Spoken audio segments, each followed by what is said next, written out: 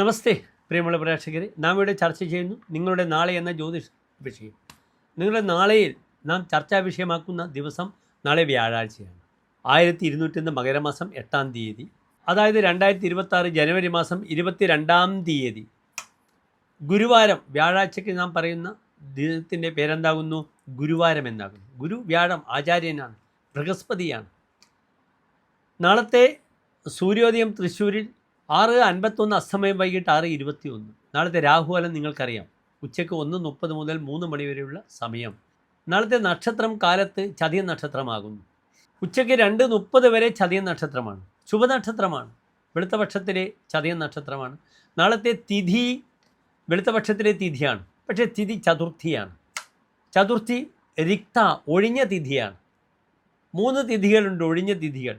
ചതുർത്ഥി 4-ാമത്തേത്, പിന്നീട് നവമി 9-ാമത്തേത്, പിന്നീട് ചതുർദശി 14-ാമത്തേത്. ഇത് വെളുത്തപക്ഷത്തിലായാലും കറുത്തപക്ഷത്തിലേതായാലും വെളുത്തപക്ഷത്തിൽ ബലം കൂടും, പക്ഷെ കറുത്തപക്ഷത്തിലായാലും വെളുത്തപക്ഷത്തിലായാലും ദാരിദ്ര്യമുള്ള തിഥിയാണ്, റിക്താ തിഥിയാണ്, ഒഴിഞ്ഞ തിഥിയാണ്. എന്താണ് തിഥി ജ്യോതിഷത്തിൽ? ഭൂരിശ്രീ വിഭവ തിഥി ശ്രവണത. തിഥിയെപ്പറ്റി പറയുമ്പോൾ സമ്പത്തിനെ സൂചിപ്പിക്കുന്നു തിഥി. അതിനാൽ സാമ്പത്തികമായ ഇടപെടലുകൾ കുറച്ച് ശ്രദ്ധിച്ച് വേണം. 2:30 വരെയുള്ള സമയം നമുക്ക് ചതയം നക്ഷത്രം അനുകൂലമാണ്. മറ്റെല്ലാ ശുഭകാര്യങ്ങൾക്കും, അത് യാത്രയായാലും അല്ലെങ്കിൽ ചോറൂൺ നക്ഷത്രമായാലും ഒക്കെ തന്നെ ചതയം നക്ഷത്രം നാം സ്വീകരിക്കാറുണ്ട്. ചതയം ഒരു ശുഭനക്ഷത്രമാണ്, ഏറ്റവും പ്രഭാവമുള്ള നക്ഷത്രമാണ്.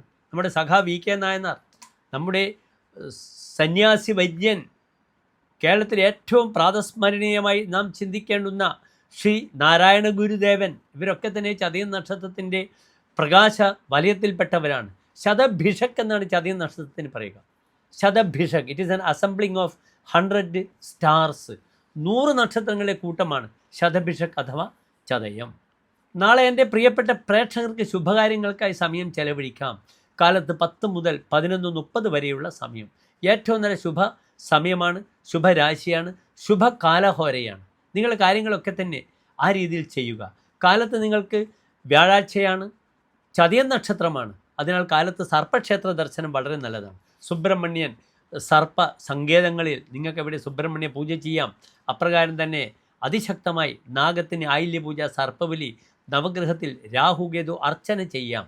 ഉച്ചയ്ക്ക് 2:30 കഴിഞ്ഞാൽ പിന്നെ ആരായി? പുരൂരുട്ടാതി നക്ഷത്രമായി. വ്യാഴാഴ്ചയും പുരൂരുട്ടാതി നക്ഷത്രവും വളരെ ഗുണമാണ് വിഷ്ണുപ്രീതിക്ക്.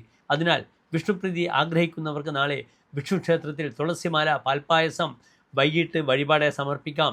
വളരെ നന്നായി ജപിക്കണം വിഷ്ണു സഹസ്രനാമ നാളെ സന്ധ്യക്ക്.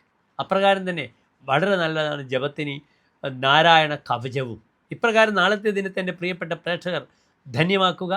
നന്ദി, നമസ്തേ.